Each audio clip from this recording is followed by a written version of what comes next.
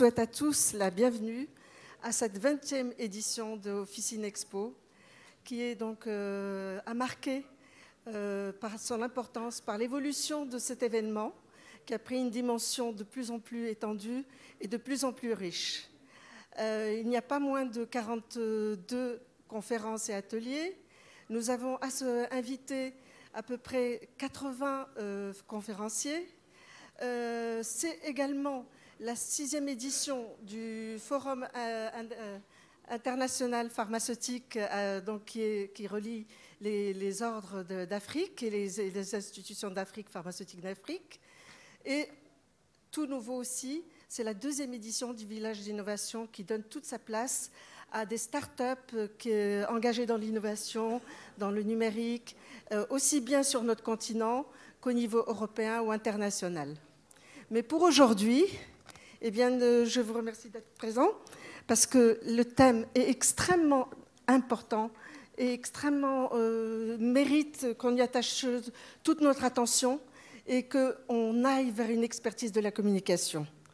Et pour ce faire, donc, nous allons nous baser sur les expériences internationales que nous allons partager tout à l'heure, concernant le pharmacien dans ses nouveaux rôles, ses nouvelles missions. Ceci ne peut se faire que si c'est appuyé par une communication structurée. Nous ne pouvons pas aller vers revendiquer de nouvelles missions, revendiquer une place dans le système de santé, valoriser ce que nous apportons au système de santé, si nous n'accompagnons pas ça d'une communication forte. Cette communication, elle s'adresse aussi bien en interne par nos institutions vers nous-mêmes, pharmaciens de base, mais aussi elle s'adresse à tout ce qui est notre écosystème.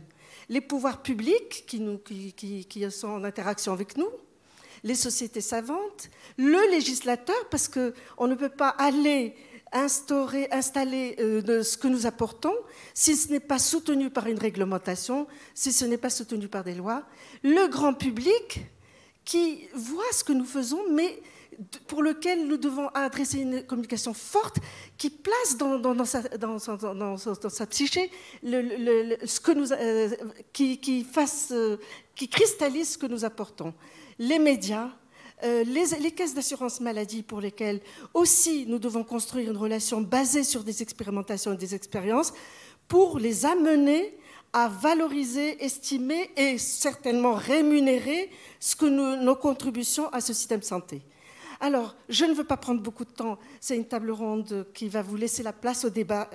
Je vous invite à rester jusqu'au bout parce que nous allons faire un tour d'horizon avec les expertises, avec ce que les expériences de terrain peuvent apporter et leur déclinaison en termes de communication et avec l'appui très fort des relations internationales que nous menons, aussi bien avec dans le cadre des rencontres internationales des divers ordres et avec aussi la Fédération internationale de la pharmacie, qui est une source de richesse. Et je remercie donc l'ensemble des intervenants ici présents d'avoir répondu à cette invitation et d'avoir répondu à nos attentes sur les questions sur lesquelles nous les avons interpellés. Alors, je commencerai par proposer à M. Luc Besançon de se présenter. Il y a un micro ? Oui, il y a un micro. Je pense que ça va être un micro, sinon. Alors. Hop, est-ce que vous m'entendez? Parfait, super. Merci beaucoup déjà. Très rapidement, parfait. Quand même. Vous connaissez Luc Besançon parce qu'il a eu l'occasion d'intervenir dans de précédentes éditions. Il est pharmacien. Il a un parcours long, passage par le Conseil de l'Ordre, la Fédération internationale de la pharmacie, et il est membre de l'Académie nationale de la pharmacie en France. Et là, nous l'invitons au titre de délégué général de NERES, qui est, je crois, la petite fille de la FIPA, et tu vas nous expliquer tout ça. Nous te demandons aujourd'hui donc de nous donner la place du pharmacien, ta vision dans les premiers recours. Voilà. À toi la parole. Merci beaucoup. Donc merci déjà, c'est un plaisir d'être avec vous aujourd'hui. On m'a demandé 2 présentations. Donc la première, ça va être un peu sur de quoi on communique. Et ensuite, la deuxième, un petit peu plus tard, ça sera sur un exemple de comment, tout simplement. NERES, en fait, c'est l'organisation professionnelle qui regroupe et qui représente les laboratoires pharmaceutiques en France. qui produisent des médicaments, des dispositifs médicaux et des compléments alimentaires qui sont tous vendus en pharmacie sans ordonnance. Donc c'est ce que nous on appelle les produits de premier recours. Et donc forcément, quand on est une organisation qui représente les produits, la question qu'on peut se poser, c'est quel est le cadre que l'on veut et l'évolution qu'on imagine de la profession, parce que c'est un élément essentiel pour nos laboratoires. Et donc c'est ce qui nous a conduit à faire un travail un peu prospectif en se disant, si en 2027 on imaginait le futur de la pharmacie par rapport au premier recours, c'est-à-dire lorsque les patients viennent en pharmacie pour demander un conseil, donc sans ordonnance, quelles pourraient être les évolutions qu'on peut imaginer. Et donc c'est finalement un petit peu pour répondre à la question de communication, mais qu'est-ce qu'on communique? On a essayé de développer un petit peu cette vision.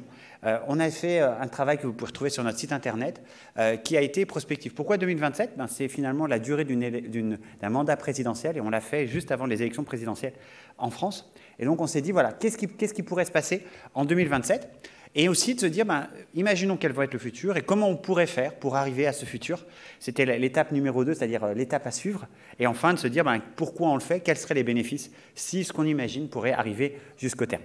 Et finalement, cette vision, en fait, elle s'est articulée autour de 2 principales missions qu'on a imaginées. Le premier, c'est le parcours des soins officinales, et le deuxième, on verra un petit peu plus tard.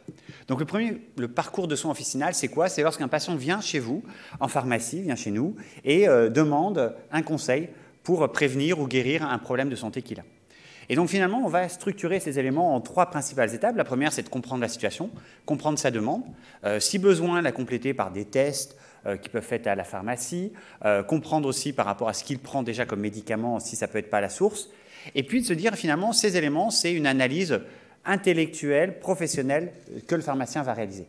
Dans un deuxième temps, c'est de se dire, voilà, qu'est-ce que je peux apporter comme solution? Ça peut être que des conseils. Ça peut être aussi parfois la dispensation de certains produits, comme du médicament ou d'autres. Et puis, troisième élément, ce qu'on a imaginé, c'est d'avoir une inscription systématique, nominative dans le dossier de la pharmacie, que ce soit au niveau local, c'est-à-dire dans son ordinateur, et idéalement aussi, vous savez qu'en France, on a un système de dossiers patients qui peuvent être partagés, et aussi cette idée de pouvoir le partager aussi avec les autres professionnels de santé.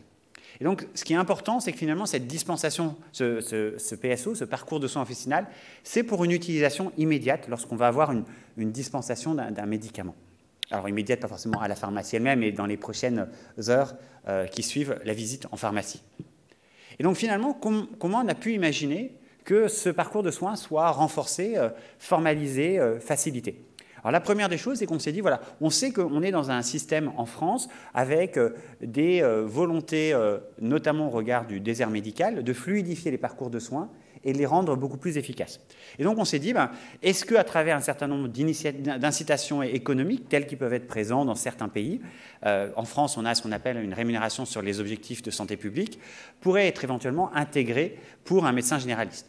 On sait qu'on a un système alors, qui est aussi inspiré du Québec, qu'on appelle le service d'accès aux soins, qui est un service d'orientation géré par le ministère de la Santé pour orienter les patients vers tel ou tel professionnel de santé. Donc, ce n'est pas forcément un SAMU, c'est juste une orientation pour dire, pour ce problème, peut-être que vous pouvez vous aider à aller chez un médecin, et il y a généralement une infirmière qui va être aussi en ligne. Donc c'est aussi de se dire finalement, est-ce qu'une réorientation vers une officine ne pourrait pas être un élément fondamental par rapport à ce service d'accès aux soins? On imagine aussi des applications d'aide à la décision des patients, de se dire identifier peut-être quels sont les signaux d'alerte pour lesquels une visite médicale est indispensable, et puis aussi de se dire par rapport à ce problème de santé, peut-être qu'une visite chez votre pharmacien sera suffisante. Et enfin, bien sûr, stimuler cette visite en pharmacie à travers un certain nombre d'outils dont nous allons voir un petit peu plus tard un exemple. À titre d'information, par exemple, au niveau de l'Angleterre, les médecins, l'équivalent de l'ordre des médecins, a défini les 5 questions à se poser avant de prendre un rendez-vous chez le médecin, parmi lesquelles une des questions, c'est « est-ce que le pharmacien ne pourrait pas m'aider ?» Donc c'est aussi d'essayer à stimuler cet échange.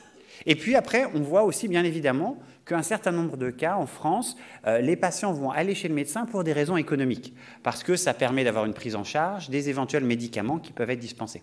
Donc là aussi, on a imaginé, et c'est déjà en place avec certaines mutuelles, une capacité à ce que ces mutuelles puissent rembourser les médicaments qui seraient dispensés en pharmacie pour un certain nombre de pathologies dans le cadre de ce qu'on appelle un forfait automédication.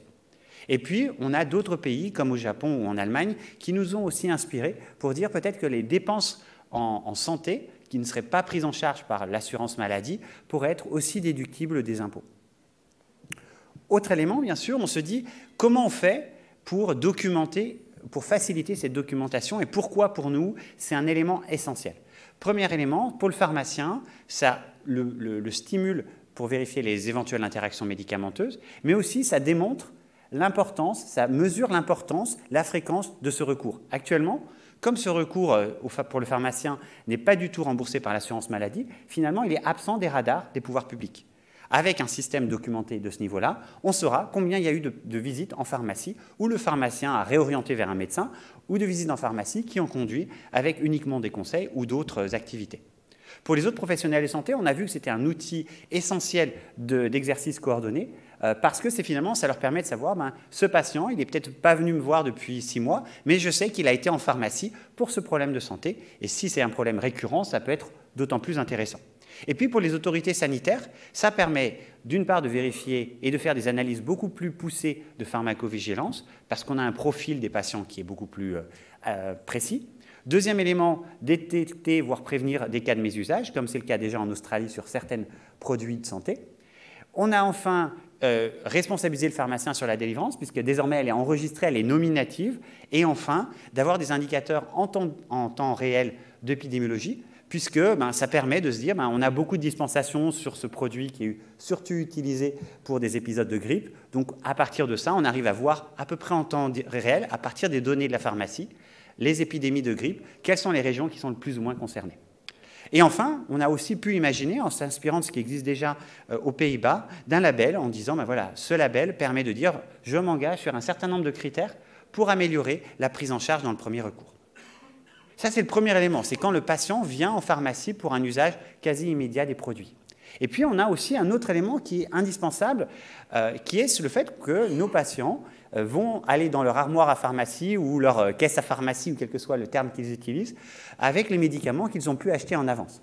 Et la question aussi, c'est de se dire comment on arrive à sécuriser au mieux cet usage. Alors, on a imaginé un certain nombre de services qui pourraient permettre de sécuriser cet élément. Alors, une revue, c'est-à-dire une analyse complète de ce qui est dans l'armoire à pharmacie pour pouvoir identifier quel est le contenu, est-ce qu'il y a des choses qui ne devraient pas être dedans. Par exemple, s'il reste des traitements antibiotiques, on sait que ça ne devrait pas être dedans parce que sinon la tentation est forte pour les patients d'utiliser un antibiotique alors que ce n'est pas indiqué. Et puis aussi de retirer des produits expirés et autres, mais aussi et surtout l'occasion d'expliquer aux patients à quoi servent ces différents médicaments et peut-être de leur rappeler les posologies les plus essentielles. Ceci pourrait être facilité par une application qui gère au quotidien le contenu de votre armoire à pharmacie pour les patients. Un deuxième élément, c'est finalement quelque chose d'assez similaire à ce que je vous ai présenté, mais spécifiquement pour les femmes enceintes ou les femmes allaitantes. De se dire, voilà, vous êtes au premier jour, semaine de grossesse, finalement, quels sont les produits que vous devriez éviter dans votre armoire à pharmacie et donc de pouvoir les mettre de côté. Enfin, on imagine un certain nombre d'autres éléments. Par exemple, lorsqu'il y a des préparations au voyage, finalement, on a une armoire à pharmacie portative que l'on va amener avec soi. Et donc, c'est aussi de se dire comment on peut, à travers un vrai service de préparation au voyage, stimuler ces échanges, assurer une constitution d'une couche de travail et surtout, un autre sujet qui est important, c'est de se dire quels sont les éléments clés et le bon usage aussi sur ces sujets.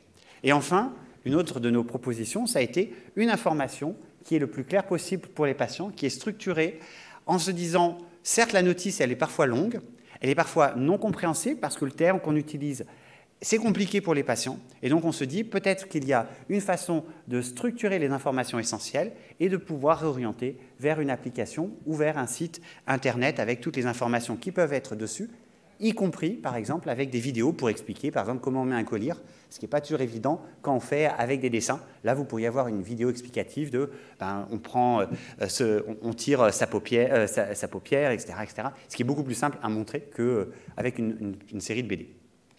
Donc, c'est finalement un exemple de se dire, finalement, pourquoi on a fait ça en termes de communication. Ça permet de se dire, finalement, quand on avait, comme Martin Luther King disait, j'ai un rêve, c'était un petit peu cet élément, de pouvoir l'expliquer. de pouvoir l'expliquer à la fois à nos parties prenantes, aussi au gouvernement, en se disant, ben, voilà ce que j'imagine le système de santé, le rôle du pharmacien pourrait être. Ça nous permet aussi, à travers nos échanges, d'être au sein d'une structure, que ce soit une association professionnelle comme nous ou d'autres entités, de pouvoir réfléchir ensemble et de se croiser nos perspectives. Et puis, de pouvoir aussi assurer qu'on ait une certaine cohérence et qu'on soit clair sur pourquoi on le fait. On le fait certes et avant tout pour les patients, éventuellement pour le système de santé, ce qui permet d'assurer une certaine cohérence. Mais cet exercice, c'est aussi un élément essentiel. Toute composante la communication est un élément essentiel de tous ces services, soit parce qu'on a besoin de les présenter aux patients, on a besoin aussi de pouvoir être un bon communicant pour mener à bien ces différents services. C'est un élément essentiel à la promotion et à l'information de ces patients. Et puis, comme ces outils de perspective sont avant tout destinés à informer les politiques, c'est aussi un outil pour nous d'aide à l'information des politiques sur ces sujets. Et enfin, ne pas oublier que dans beaucoup de ces cas, ces actions, ces services peuvent être imaginés soit en face à face, au sein de la pharmacie, soit intégrer une certaine composante de communication digitale. Et sur ces éléments, je vous remercie de votre attention. Merci beaucoup, Luc Besançon. Et comme il l'a mentionné, il reviendra après avec un modèle, un exemple concret. Alors, nous retiendrons l'idée de parcours de soins officinal qui est, pour moi, essentiel, parce qu'on parle souvent de parcours dans le soin de santé. Or là, tu as fait pointer justement sur des choses qui sont très importantes, en plus concernant quelque chose qu'on ne peut absolument pas nous contester, à savoir les médicaments non soumis à prescription obligatoire et les compléments alimentaires et les autres services qu'on peut apporter. Tu as pointé également tout ce que ça peut faire comme remontée d'informations qui elle aussi, impacte les décideurs en termes d'officines, espaces et de pharmaciens, acteurs de santé qui peut faire remonter les informations. Un pharmacien référent également, un pharmacien qui peut apporter des économies aux caisses d'assurance maladie et que la bataille peut se faire, et c'est déjà réalisé dans de nombreux pays, qu'avec des forfaits, notamment en Suisse d'ailleurs, où l'automédication auprès des pharmaciens est remboursée par les caisses d'assurance maladie. Merci pour toutes ces informations. Merci beaucoup. Alors, je vais juste déjà vous demander, qui parmi vous a un compte social style Facebook, Instagram? Parmi vous, si vous levez la main? OK. Quels sont ceux qui dorment? Vous levez la main? Normalement, il n'y a personne qui va lever la main. OK. Donc, c'était juste pour vous dire, voilà, je vous rappelle, pas forcément de vous dire, mais vous comprendrez cette question. En fait, ce qu'on a vu, c'est que finalement, entre 2017 et 2020, on a vu des visites en pharmacie, c'est le côté vert, qui avait tendance à diminuer avec le temps en France. Et on est passé de à peu près 1,1 milliard de visites par année à un petit peu moins que 1 milliard. Et puis, ce qu'on a vu, c'est que sur le premier recours, on est passé encore plus bas, puisqu'on est passé à peu près de 350 à 271 millions. Et donc, ça fait que finalement, on s'est dit, face à ce tournant qui a été souligné par Dominique sur la Covid, comment est-ce qu'on peut essayer de changer un petit peu la donne, d'autant plus qu'on a des déserts médicaux qui sont de plus en plus marqués.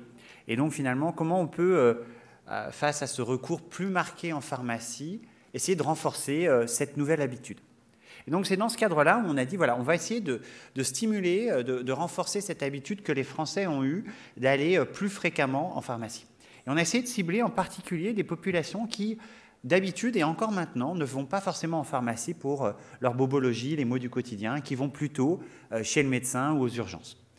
Et aussi d'essayer de challenger ceux qui sont tentés par acheter en ligne des produits et aussi de retourner vers les pharmacies. C'est à partir de ces deux objectifs, de renforcer ces nouveaux éléments, de stimuler un réflexe pharmacie, que nous avons essayé de développer une campagne qui a été faite avec l'ensemble des professions, des organisations en France, qui sont les 2 syndicats de pharmaciens et l'association des étudiants en pharmacie, pour essayer de promouvoir le rôle du pharmacien d'officine pour le traitement et la prévention des pathologies du quotidien. Et donc pour ce faire, on s'est dit, voilà, on a besoin de créer, d'identifier quels sont nos cœurs de cible. Et ce cœur de cible, on a travaillé pour essayer de regarder deux typologies de patients. Les anxieux, qui représentaient à peu près entre 500 000 et 600 000 personnes en France, qui étaient plutôt des jeunes parents, plutôt des personnes avec des jeunes actifs avec un caractère un peu stressé, et puis des novices qui étaient un petit peu plus âgés, avec entre 200 et 250 000. Et pour ces éléments, en fait, et puis deux profils additionnels, et pour chacun de ces profils, on a essayé de développer ce qu'on appelle une persona, c'est-à-dire qu'est-ce que ces personnes sont au quotidien, et d'essayer de quantifier quels sont leurs usages des différents médias sociaux. Et tout ce travail qu'on a fait, ça nous a permis de se dire, ben voilà, où est-ce qu'on peut les toucher, quels sont les cœurs et les messages que l'on peut transmettre à ces personnes pour finalement, n'oubliez pas de développer ce réflexe en pharmacie. Alors pour ce faire, on a défini un terme général ensemble, avec l'ensemble des pharmaciens qui ont été associés, en se disant, ben voilà, il faut qu'on aille vers ces personnes. Vous savez que dans les politiques sanitaires, on a cette idée d'aller vers, qui est de dire il faut approcher les personnes, pas forcément attendre qu'elles viennent au système de santé. C'est un peu dans le même sens. C'est-à-dire que ces personnes qui ne vont pas naturellement en pharmacie, finalement, ce n'est pas à travers la pharmacie qu'on va les attirer. Et donc, c'est pour ça qu'on s'est dit, les éléments de base, c'est d'essayer de se tourner vers notamment les médias sociaux, parce que c'est des personnes qui pourront être touchées par les médias sociaux. Deuxième élément, un slogan, on a fait « Ma pharmacie, mon conseil santé » pour essayer de souligner le rôle de la pharmacie au quotidien, et puis des déclinaisons qu'on a voulu chaque saison, avec l'idée, quelle que soit la saison, vous avez un conseil en pharmacie qui est disponible, l'accord de l'Ordre des pharmaciens pour utiliser la Croix Verte, puisqu'en France, c'est une marque déposée par le Conseil national de l'Ordre des pharmaciens, et puis des messages qui sont pratico-pratiques, des thèmes pratico-pratiques qui influencent les patients. Avec beaucoup de déclinaisons sous différents formats, des images statiques, des gifs animés, des carousels où, pour ceux qui utilisent Instagram, on passe les différents éléments, un petit peu comme une sorte de BD, des motion design qui sont en fait des animations plutôt sous forme presque de dessin animé, et puis des vidéos telles des interviews de pharmaciens. Tous ces éléments, du contenu assez riche, qui ont été diffusés par trois principaux canaux. Dans un premier temps, autour de Facebook et Instagram.